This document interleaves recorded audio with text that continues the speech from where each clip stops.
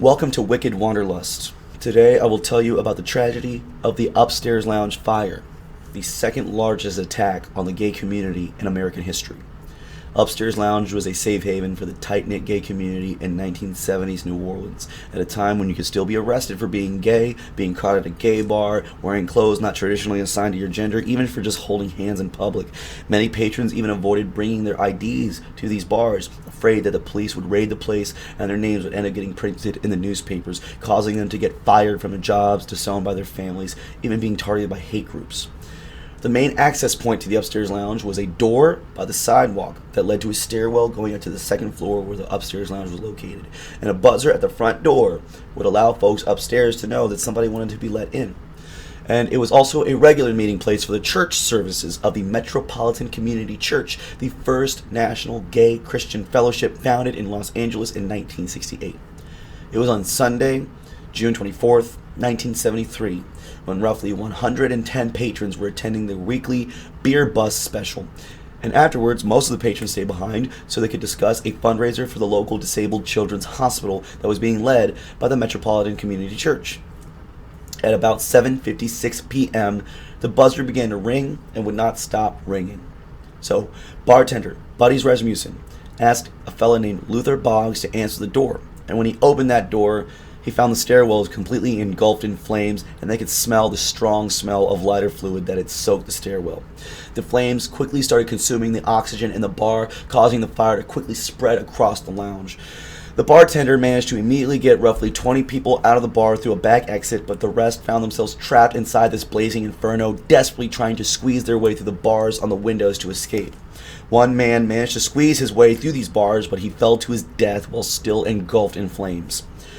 Reverend Bill Larson, leader of the Metropolitan Community Church, found himself stuck in these bars, and his burned body was visible for hours from the streets from onlookers below.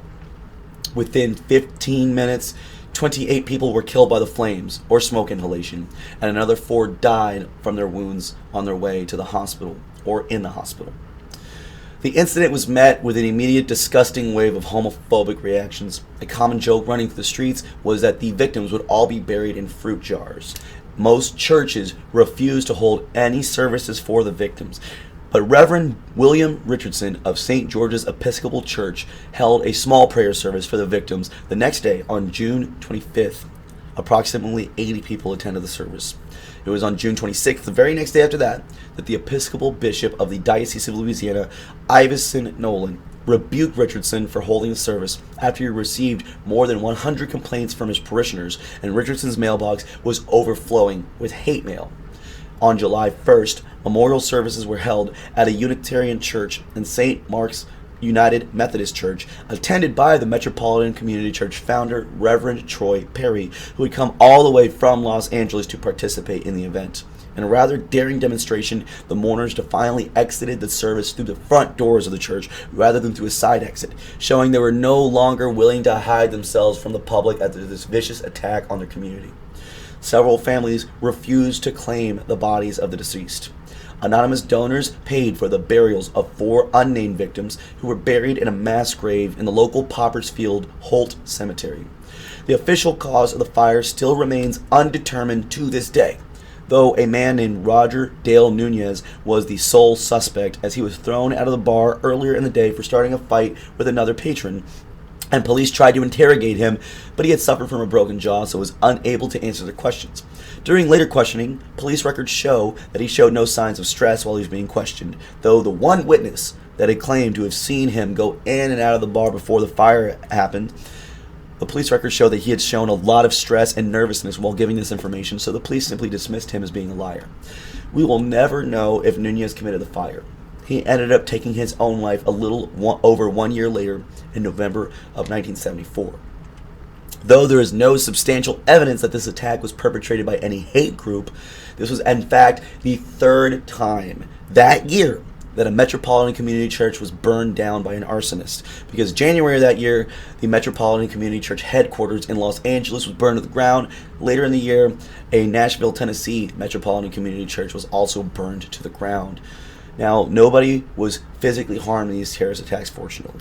But this was the largest attack on the gay community in American history until the Pulse nightclub shooting in June 12th, 2016, in which 49 patrons were murdered in Orlando, Florida.